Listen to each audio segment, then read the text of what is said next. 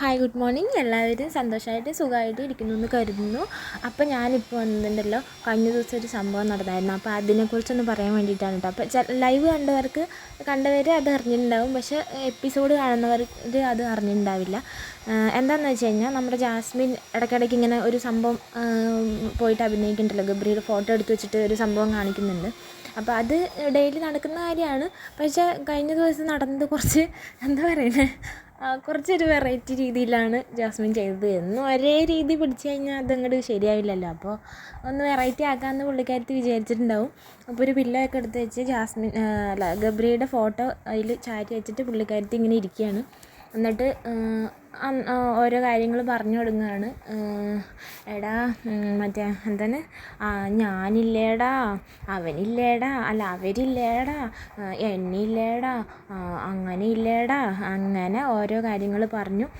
പിന്നെ ഇടയ്ക്ക് എന്താണ് ലാ ലാ ലാ ലാ എന്നൊക്കെ പറയില്ലേ നമ്മൾ, അതുപോലെ ആലാലല അല്ല കേട്ടോ, ജാസ്മിൻ പറഞ്ഞത് വേറൊരു കുറച്ച് റൊമാൻറ്റിക് ആയിട്ടുള്ളൊരു ലാലലയാണ് ജാസ്മിൻ പാടിയത്. അങ്ങനെ ഒരു ഇതൊക്കെ പാടി.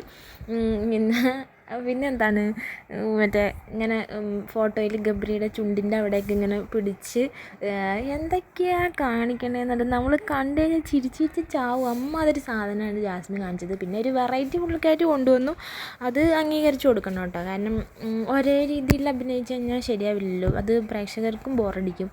അപ്പോൾ ഇതൊരു വെറൈറ്റി തന്നെയാണ്. പിന്നെ പറയാനുള്ളൊരു കാര്യം, എനിക്ക് തോന്നിയൊരു കാര്യം കേട്ടോ, നമ്മളിപ്പോൾ ഒരാളിനെ ഇഷ്ടപ്പെടുന്നുണ്ട്, അല്ലെങ്കിൽ നമ്മളിനെ ഒറ്റയ്ക്കായിരുന്ന സമയത്ത് ചേർത്ത് പിടിച്ച ആളാണ് എന്നുള്ളൊരു സംഭവം നമ്മുടെ മനസ്സിലുണ്ട് എന്നുണ്ടെങ്കിൽ അത് മറ്റുള്ളവരെ ബോധിപ്പിക്കാനോ അല്ലെങ്കിൽ കാണിക്കാനോ വേണ്ടിയിട്ട് ഇങ്ങനെ ഒരാളും ചെയ്യില്ല. എനിക്ക് അങ്ങനെയാണ് പേഴ്സണലി എനിക്ക് അങ്ങനെ തോന്നുന്നത്. എനിക്കറിയാവുന്ന അല്ലെങ്കിൽ അറിയാവുന്നതല്ല, നമുക്ക് ചുറ്റുമുള്ള പലരും നമ്മൾ പറയും. പക്ഷെ നമ്മൾ ഇങ്ങനെ അഭിനയിച്ച് അല്ലെങ്കിൽ മറ്റുള്ളവരെ കാണിക്കാൻ വേണ്ടിയിട്ട് ചെയ്യുന്നത് അത് ഒരു ഒറിജിനലായിട്ട് തോന്നുന്നില്ല. എന്നുവെച്ചാൽ ഇപ്പം നമുക്ക് ഒരാളിനോട് അങ്ങനെ ഉണ്ടെങ്കിൽ പുറത്ത് ചെല്ലുമ്പോൾ അവരോട് അതിനുള്ള നന്ദി പറയുക, അല്ലാതെ ഡെയിലി ഇതിരുന്ന് കാണിച്ചിട്ട് ഇതിലാകെ ഇപ്പോൾ ഇതും കൊണ്ടൊരു നേട്ടം എന്ന് പറയുന്നത് ഗബ്രീനെ ഇഷ്ടപ്പെട്ടിരുന്ന കുറേ ആൾക്കാരുണ്ട്, അവരുടെ വോട്ട് ജാസ്മിന് കിട്ടും. ആ ഒരു സംഭവം മാത്രമാണ് ഇതിൽ ജാസ്മിന് കിട്ടാനുള്ളത്. അല്ലെങ്കിൽ പിന്നെ അവിടെ എല്ലാവർക്കും അറിയാം, അവർ കാണിക്കുന്ന ഓരോ സംഭവങ്ങളും ലോകം മൊത്തം കാണുകയാണ് എന്നുള്ള സംഭവം അറിയാം.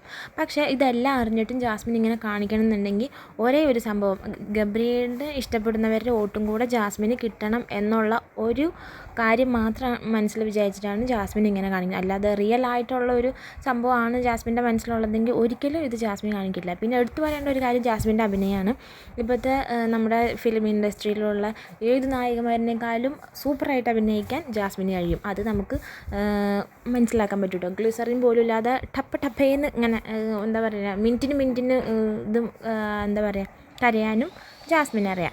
പിന്നെ ഇനിയിപ്പോൾ ഇറങ്ങുമ്പോൾ പുതിയ സിനിമയൊക്കെ വരികയാണെങ്കിൽ ജാസ്മിനെ വിളിച്ചു കഴിഞ്ഞാൽ സൂപ്പറായിരിക്കും. കാരണം ഓപ്പോസിറ്റ് ഒരു കഥാപാത്രം പോലും വേണ്ട, അല്ലെങ്കിൽ ഹീറോ പോലും അപ്പുറത്ത് വേണ്ട.